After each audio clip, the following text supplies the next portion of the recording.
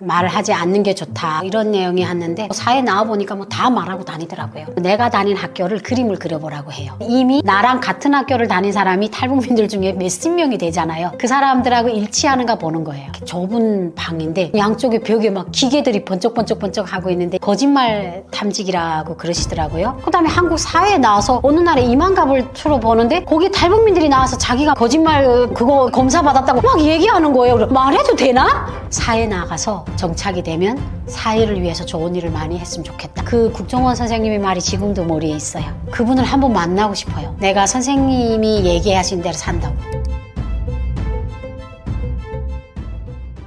탈북 후 국정원에서 받은 조사 내용은 평생 비밀을 유지해야 하는 건가요? 말할 수 있는 내용과 없는 내용은 무슨 차이인가요? 그렇죠. 국정원에서 조사를 한 줄 정도 받아요. 개별적으로. 집단 조사가 아니라 개별적으로 혼자가 그냥 독방이라고 하죠. 그러니까 혼자 있는 방인데 되게 좋아요. 저는 혼자 있는 게 그렇게 막 외롭지가 않는 거예요. 막 이렇게 여러 명이 같이 있다가 이제 조사받을 때는 한 명씩 각각 한 방을 줘서 한 줄 정도 받아요. 근데 그게 이제 토일을 빼면 5일 정도를 받는데 그때는 비밀 걸 하죠. 사회에 나와서 더 말을 하지 않는 게 좋다 이런 내용이 왔는데 사회에 나와보니까 뭐 다 말하고 다니더라고요. 그게 막 국정원에서 고문하고 이게 맞지 않냐 이게 따지는 게 아니라 우리가 어떤 환경에 살았고 어디서 살고 어느 학교에서 살고 이런 것들을 일단은 쓰게 해요. 글로. 그러면 이제 쓴 그 조사 용지에 기초해서 조사원 선생님이 임의의 질문을 해요. 그러면 내가 사실을 말하면 갑자기 이런 거예요. 조사 흐름이 이렇게 차례대로 가요. 그러다 갑자기 순서를 딱 바꿔요. 10번으로 갔다가 갑자기 3번으로 와요. 질문을. 거기에 질문이 있을 거잖아요. 그것대로 우리는 글을 다 쓴단 말이에요. 다 자필로. 어디서 태어났냐? 이거 뭐 비밀이 아니죠. 이게 남한 사람들의 안보를 위해서 우리는 우리의 정체를 밝혀야 돼서. 그래서 질문을 기억은 안 나는데 한 3, 40가지가 된 것 같아요. 그러면 그걸 주면 우리는 거기에 언제 어디서 태어났고 아버지는 뭘 했고 유치원은 어디를 다녔고 이걸 써요. 그냥 내가 살아왔던 얘기를. 그러면 이제 선생님이 그걸 보고 11번째 질문을 들으시다가 갑자기 3번 질문으로 다시 돌아가는 거예요. 그러면 내가 거짓말을 하면 그게 생각이 안 나는 거죠. 번복을 하는 거죠. 근데 내가 사실을 말하면 갑자기 이제 결혼 생활을 얘기하다가 인민학교 어디 나왔지? 이렇게 되는 거죠. 그럼 나는 뭐 해산인민학교 나왔다 이렇게 얘기하는 거죠. 그러니까 그런 것들이 좀 이제 그리고 지도를 갖다 놓고 어디고 그리고 내가 다닌 학교를 그림을 그려보라고 해요. 그러면 이제 뭐 둔덕이 있고 이게 그림을 그려요. 그러면 이미 나랑 같은 학교를 다닌 사람이 탈북민들 중에 몇십 명이 되잖아요. 그 사람들하고 일치하는가 보는 거예요. 그러면 이제 그 학교의 특징, 변소는 어디에 위치해 있고 학교는 몇 층이고 연구실은 몇 층인가 이런 것들을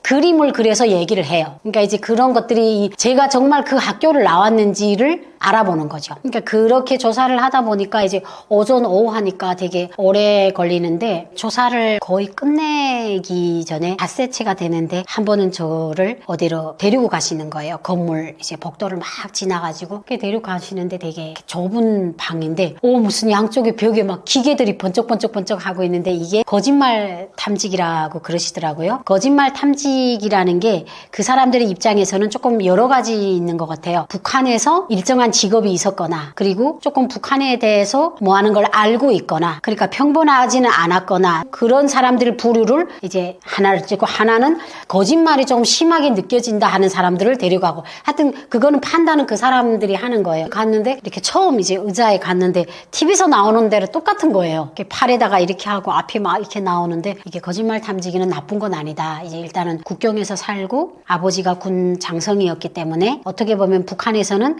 약간 핵심 계급층에서 왔잖아요. 그러니까 이제 좀 더 심도 있게 하려고 그래서 그런지 이거 나쁜 건 아니니까 그냥 편한 마음으로 물어보는 말만 대답을 해라. 그리고 사회에 나가서도 이런 얘기는 절대로 하지 말아라. 그래, 네, 알겠습니다 했어요. 그래가지고 저는 사실 이렇게 앉아있는데 좀 두려웠어요. 그러니까 이제 일단 그 기구들이 그리고 거기가 박지를 않아요. 어두워요. 그래서 이제는 12년 전 일이어서 정확히는 기억이 안 나는데 이제 팔 여기다가도 뭘 붙이고 질문을 하고 맥박이 앞에 이렇게 TV 같은 데로 막 하고 그래서 저는 얼마 안 했어요. 다른 얘기가 없었어요. 그래서 저는 국정원에서 그렇게 하고 사회에 나왔어요. 그래서 그 같은 호실에 10명이 있었는데 너는 뭐 다른 거 없어서 난 그냥 조사하고 나왔어. 딱 절대비밀 지켰거든요. 그 다음에 한국 사회에 나와서 어느 날에 이만갑을 틀어보는데 거기 탈북민들이 나와서 자기가 거짓말 그거 자기 검사 받았다고 막 얘기하는 거예요. 말해도 되나? 비밀이 아닌 거죠, 더 이상은. 근데 그렇다 해서 막 강박적인 거나 그런 건 없었어요. 근데 그냥 아버님이 군인 출신이어가지고 좀 더 그러니까 탈북 동기가 석연치가 않은 거죠. 왜냐면 북한에서 정말 살기 힘들어서 오거나 노동자 자녀가 돼서 어떻게 보면 그쪽에선 제일 낮은 신분이어서 막 이렇게 먹을 것을 위해서 배고파서 온 케이스가 아니어서 조금 해봤던 것 같아요. 탈북 이유가 석연치가 않으니까. 국정원에 있을 때는 어떤 생활을 하셨나요? 국정원에 있을 때 저는 사실은 좋았어요. 그 좋았던 이유가 일단은 밥이 너무 맛있고 그리고 너무 깨끗하고 그리고 선생님들이 아프면 그 인근 병원에까지도 데리고 나가고 약을 다 줘요. 그리고 교육 시간이 별로 없었던 것 같아요. 하나오는 교육 시간이 많아요. 맨날 침실에서 빈둥빈둥 놀잖아요. 그러니까 이제 저희는 이제 오면서 몸이 많이 지쳐 있으니까 그 쉬는 게 되게 좋더라고요. 국정원에서 그렇게 막 힘들었다는 거는 없고 국정원에 그냥 감사한 거죠. 저를 서울대병원에도 데려가 주셔가지고 수술도 하게 해주시고 한국 분들이 서울대병원에서 MRI 찍으려면 몇 달 기다려야 된대요. 근데 저는 그때 MRI 찍는 거 가자마자 찍었어요. 그러니까 조금 이렇게 특별하게 해줘가지고 그래서 그때 국정원 선생님이 저한테 그랬어요. 우리도 여기서 MRI 찍으려면 몇백만 원을 내야 되고 몇 달을 줄을 서야 되는데 박주희 씨는 탈북민이란 이유로 이렇게 특혜를 받으니까 사회 나가서 정착이 되면 사회를 위해서 좋은 일을 많이 했으면 좋겠다. 근데 저는 그 국정원 선생님의 말이 지금도 머리에 있어요. 우리는 그 연락처를 받을 수가 없잖아요. 그래서 저는 그분을 한번 만나고 싶어요. 내가 선생님이 얘기하신 대로 산다고. 그분이 되게 국정원 담화는 되게 막 사람들이 조사할 때는 딱딱하게 할 것 같잖아요. 그렇지도 않아요. 정말 너무 편하게 하고 마지막에는 그런 말도 해줬어요. 나가서 남자를 잘 만나고 그리고 성형수술 이런 것도 잘 고민해서 하고 나가면 유혹이 많다. 그렇기 때문에 그런 것들을 잘 지키고 성실한 사람을 만나라. 그러니까 이런 그런 아버지처럼 조언을 많이 해주셔서 저는 지금도 그 국정원 선생님이 얼굴은 잘 기억이 안 나요. 근데 만나서 제가 소고기 한 끼 싸고 싶어요. 그때 너무 그분이 했던 말 사회에 나와서 보답하며 살아라. 그 말이 제가 지금 선생님 말대로 산다는 걸 선생님한테 얘기해주고 싶어요. 전 국정원에서는 좀 그런 추억이 있어요. 국정원 조사 중 가장 기억에 남는 에피소드는 무엇인가요? 그리고 국정원 조사 때 저희를 인솔하는 사람이 있었어요. 근데 그분이 정말 삭삭했어요. 안경을 끼셨는데 근데 그때 제가 국정원에 있을 때 많이 아팠어요. 그러니까 이제 약을 이제 저희를 주잖아요. 그러니까 제가 너무 많이 아프니까 나한테 그런 거예요. 주희 씨, 국정원에 있을 때는 아프면 저희가 돌봐주고 이렇게 약도 주는데 사회 나와서 아프면 어떡하냐. 건강해야지. 근데 너무 저를 이제 걱정해 주시니까 제 착각을 한 거죠. 그분은 자기 할 일을 했는데 그래가지고 그 선생님하고 복도에서 어긋나면 괜히 심장이 떨리고 그러니까 그게 처음 느낀 거예요. 그 선생님이 그냥 주희 씨 어제 저녁엔 괜찮았어요? 아프지 않았어요? 이렇게 얘기하고 그리고 이제 너무 배려를 해주시고 그 병원에도 나갈 때도 막 소개해주시고 하니까 이 사람이 나를 좋아하나? 진짜 그런 착각을 했어요. 왜냐면 이 많은 사람 중에서도 왜 나한테 이렇게 특별할까? 근데 지금 생각해보면 제가 특별하게 아파서 그랬어요. 그런 착각을 하고 그때 국정원 선생님들이 참 잘생기셨어요. 근데 저는 그때 제가 30대였거든요. 30대니까 한참 설렐 나이잖아요. 그래서 그 국정원 선생님이 저희 저녁에 이제 호실이랑 와서 이제 점검 같은 거 해요. 그러면 괜히 얼굴이 빨개지고 얼굴도 쳐다도 못 보고 그랬던 기억이 나요. 지금 생각하면 후에 알고 보니까 결혼해서 애가 둘이 있다더라. 그래서 후에 탈북 후배들하고 물어보니까 그 후배들 중에 어떤 분들도 저랑 똑같은 착각을 했던 거예요. 그래서 진짜 저 사람은 바람둥이 이러면서 지금 생각해보면 참 자기 업무에 충실했던 사람이고 참 좋은 사람이었는데 좀 그런 착각을 했었어요. 하나원에도 있었어요. 그 부산 말투를 쓰는 국어 선생님이 있었는데 그 선생님이 자꾸 이제 수업 시간에 제가 좋으니까 주희 씨 하나원 퇴소하면 저랑 데이트합시다 이렇게 됐어요. 제발 정신 차리라고. 난 또 데이트가 뭔지 몰라요. 그래서 주변 애들하고 물어봤어요. 야 데이트가 뭐야? 연애하죠. 그땐 또 얼마나 착하겠냐. 야 저거 봐라 내가 곱게 생겼으니까 저 선생님이 나한테 다 히야카시를 거는 거예요. 북한에서는 남자가 대시하는 걸 히야카시 건다 해요. 그러니까 일본어로 하거든요. 근데 이 선생님이 원래 그렇게 유머러스 하세요. 저 이래봐도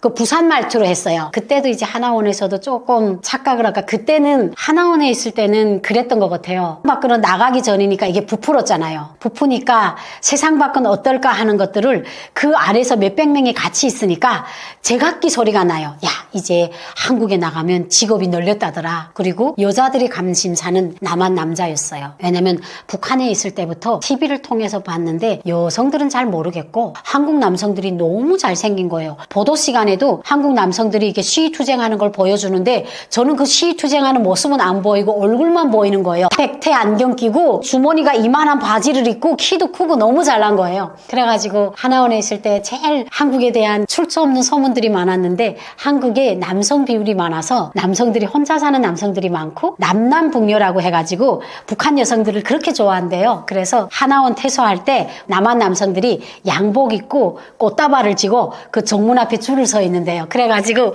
우리를 이제 퇴소식하고 버스가 왔어요. 버스가 와서 그 창문을 이렇게 내다봤는데 저희가 그 하나원에서 산골짜기에 있거든요. 동네 강아지들만 왔다 갔다 하고 남조선 남자들이 한 명도 안 보이는 거예요. 그래서 그 전부터 꿈이 와장창 깨졌죠. 그래서 그 하나원에 있을 때는 세상 밖에 대한 궁금증, 세상 밖에 대한 호기심, 그리고 세상 밖에 대한 두려움 이런 것들이 많았는데 저는 개인적으로 빨리 나가고 싶었어요.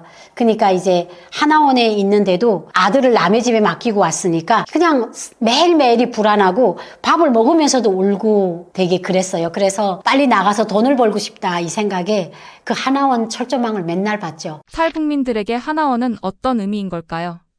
하나원을 퇴소해서 집에 오니까 한 주일이 되니까 하나원 다시 들어가고 싶더라고요. 하루 세끼 밥을 해주지. 모든 걸 공짜로. 체육실도 공짜. 집에 딱 나오니까 밥상도 없고 뭘 어떻게 해 먹어야 될지도 모르겠고 저는 하나원에 나와서 저희 집에 왔는데 편의점을 갔는데 제가 살던 아파트를 못 찾아서 울었어요. 똑같이 생긴 아파트들이 있는데 제가 그걸 기억을 못했던 거예요. 그래서 편의점에서 라면을 사가지고 나왔는데 우리 집을 모르는 거예요. 그래서 제가 그네터에서 울었어요. 그때 이제 하나원 생각이 나는 거예요. 하나원에선 그래도 다 같이 있고 우리가 사는데 너무도 불편함이 없이 다 해줬잖아요. 그때는 하나원을 나오고 싶었는데 나오니까 다시 들어가고 싶더라고요. 그래서 하나원을 나왔는데 이제 하나원에서 지금은 탈북민이 없으니까 친정집 나들이라는 행사를 했어요. 그래서 하나원을 퇴소한 탈북민들을 다 불렀어요. 그래서 제가 거기 취재 갔거든요. 작년에. 너무 좋은 거예요. 맞다. 10년 전에 내가 이랬지 그래가지고 거기 갔는데 그 탈북민들이 10년, 20년 전에 온 탈북민들이 다 모여가지고 그 벽에다가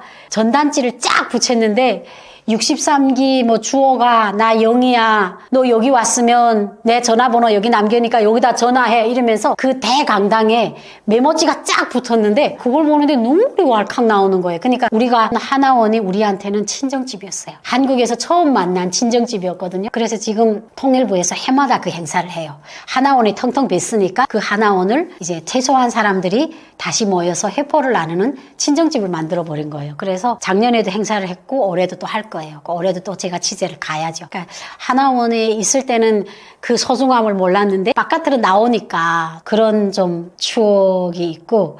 하나원에서 있었던 일 중 기억에 남는 에피소드는 어떤 것이 있나요?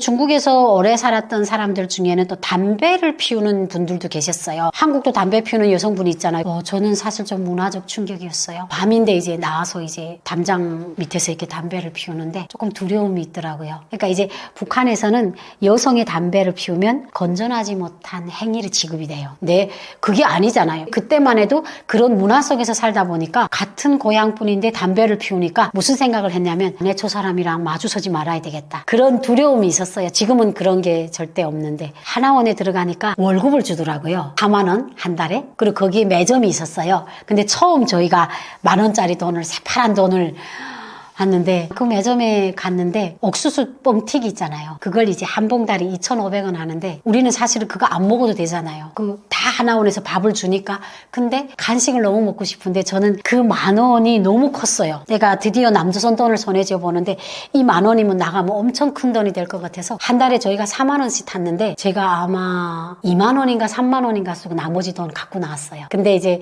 그 하나원에도 가족들이 이미 한국에 나와 있는 가족들 있잖아요. 그 가족들 친구들은 돈을 몰래 매니할 때 주더라고요. 5만 원짜리를. 그러니까 그 친구들은 그 매점에 나가서 오징어도 사 먹고 막 이러는데 저는 가족이 없으니까 그 4만 원이 저희한테 생명줄 같았어요. 내가 여기서 돈을 조금 재고로 깔고 사회 나가야 내가 살 수 있을 것 같고 해서 참 그때 돈을 아껴 썼어요. 하나원에 있을 때. 그런 기억이 나고 좋았던 기억도 많이 나고 그랬던 것 같아요. 그리고 여러 명이 한이 있으니까 아침에는 무조건 깨어나기도 싫은데 아침 점검을 해야 되고 추운데 나가서 체조를 해야 되고 이제 그런 것들이 있어서 그런 것들은 조금 싫었고 그리고 저희 같은 경우에는 거기서 음력설을 셌어요. 그랬는데 하나원 측에서 저희한테 음력설에 부모님들한테 제사상 같은 거 있잖아요. 차례상 같은 거 저희가 합동으로 해가지고 그래서 그때 많이 울었던 기억이 나요. 고향이 그리워가지고 그러니까 하나원에 왔을 때가 제일 고향이 그리웠던 것 같아요. 근데 이제 하나원에서 이렇게 또 합동 차례상도 차려주고 해가지고 저희가 거기서 좀 많이 울었던 그런 기억이 나는데 지금도 하나원 하면 약간 뭉클하는 게 많아요. 국정원보다는. 거기서 똑같이 생활을 했음에서도 불구하고 하나원이 좀 더 따뜻하지 않았나? 그리고 그때는 이제 전화들이 없잖아요. 연락처가 없으니까 서로가 이제 동기생들이 정리 붙은 동기생들도 연락처를 어떻게 교환할 방법이 없는 거예요. 왜냐면 한국 사회에 나와야 전화를 교환하고 그래가지고 집 주소를 다 서로가 주고받고 막 그랬는데 제가 12년 차가 되니까 동기생들을 한 명도 안 만나더라고요. 그러니까 이제 그거예요. 전국에 배포돼서 살다 보니까 사는 게 바쁘니까 서로 연락을 못하고 퇴소 후 거주지는 나라에서 정해주나요?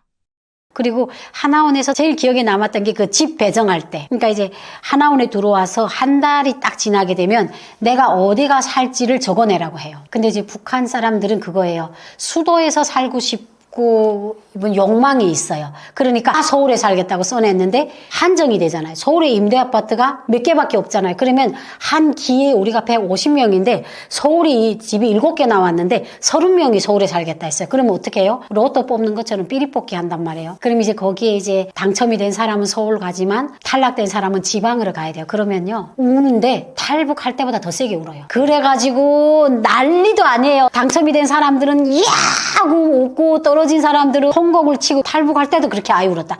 탈북할 땐 울 수가 없어요. 잡힐까봐. 소리를 내면 안 되잖아요. 그래가지고 아니 왜 남조선에 왔는데 이렇게 오냐고. 서울 혁명의 수도에서 살아 못 봤기 때문에 내가 남조선에서는 수도에서 살아보자. 그래서 대부분 수도권이나 서울을 요구해요. 근데 이제 그게 나오는 게 한정이 돼가 저희도 이제 제가 강명에서 살거든요. 2개가 나왔는데 7명이 된 거예요. 그래서 삐리뽑기 했는데 나머지 5명은 울었어요. 그러니까 저희 같은 거는 친척이 없으니까 내가 어디를 배치받아야 될지 모르니까 컴퓨터에다 지도를 펼쳐놨어요. 그래 보자 서울은 복잡하니까 나는 붙을 자신이 없으니까 그러면 서울하고 가까운데 어디냐? 시흥이 가깝네. 지도를 보고 판단하는 거예요. 강명이. 근데 저는 제가 강명을 선택했던 이유가 강명이라는 이름이 좋아서 빛광. 나는 남한에 와서 여기서 살면 빛이 나게 내 앞길이 살 수 있을까? 약간 그런 게 있었어요. 그래서 저는 강명을 선택했는데 운이 좋게 당첨이 돼서 지금도 저는 강명에서 12년째 살고 있어요. 살아보니까 서울보다 헐 좋아요. 그냥 서울이에요. 전화번호도 앞이 0이에요. 그래 내가 강명을 선택하기를 잘했구나. 근데 그때 이제 자기가 갈 집을 못 받은 사람들이 그때는 배치하는 데로 가야 돼요. 부산에도 가야 되고 제주도도 가야 되니까 정말 한 며칠 동안 울어가지고 눈이 다 이만큼씩 불어 있어요. 이제 그런 좀 에피소드들도 있어요. 사실 지금 제가 이게 방송하는 그 시즌에 엄청 복잡하잖아요. 아직도 그 계엄령, 탄핵 그런 것들이 많은 사람들이 저는 최근에 와서 뉴스 보기 싫어졌어요. 예전에는 내가 뉴스를 봐야 세상이 돌아가는 걸 알고 뉴스를 안 보면 내가 뒤떨어진 느낌을 받았는데 요즘에 든 느낌은 뉴스를 틀기가 싫은 거예요. 그냥 다 거기에 초점이 맞춰져 있고 이게 맞았니, 틀렸니, 공모했니, 안 했니 이런 것들만 계속 나오니까 지금 주변 환경이 아직도 전쟁이 계속 벌어지고 있고 우리 고향에 사는 사람들이 기아에 허덕이고 이러니까 진짜 요즘은 조금은 상황들 때문에 조금 우울해지는 것 같아요. 그러니까 제가 이랬는데 우리 국민들도 똑같은 마음일 것 같아요. 지금 이 상황을 좋다고 박수치고 막 이렇게 환영할 사람은 없는 것 같아요. 어느 것이 옳든 그렇든 간에 지금 상황들은 우리 국민들한테 누구나한테 그림자를 던질 것 같아요. 그래서 저는 사실은 막 주변 상황을 보게 되면 막 너무 조금 우울하고 그런 거거든요. 그럼에도 불구하고 조금 빨리 치유가 됐으면 좋겠다. 그런 조금 바람을 갖는 시기인 것 같아요. 그래서 사실은 유튜브에 촬영하면서도 조금 그런 얘기들을 할 수 있었던 게 좋았던 것 같아요. 그리고 이게 떠먹여주는 TV 다른 다른 분들이 출연한 영상들을 봤는데 내용들이 너무 좋은 거예요. 근데 내용들이 너무 좋은데 지금 우리가 플랫폼 시대다 보니까 유튜브가 너무 많이 생기고 그 내용보다는 어그로를 끄는 그 제목들 때문에 정말 조회수가 폭발한 영상들이 많아요. 근데 그에 비해서 내용은 정말 좋은데 진실적인 것에 기초한 어떤 것들은 조회수가 좀 적게 나오고 그런 것들을 볼 때는 조금 안타깝다는 생각이 들거든요. 그래서 우리 구독자분들이 우리 또 먹여주는 TV 채널에 대해서 뭐 드러내놓고 광고하라 이건 아니지만 처음부터 끝까지 좀 많이 보셔가지고 그런 영상으로 인해서 많은 것들을 얻으셔가지고 주변에도 조금 좋은 얘기들을 많이 하시고 주변 사람들 북한에 대해서 궁금해하거나 북한의 최근 내용들을 조금 궁금해하고 탈북민들이 실제로 어떻게 사는지를 알고 싶어하는 분들한테는 꼭 이 채널을 추천해 주셨으면 좋겠습니다 라는 조언을 드리면서 제가 오늘 방송을 마치려고 합니다. 구독해 주신 여러분 감사합니다.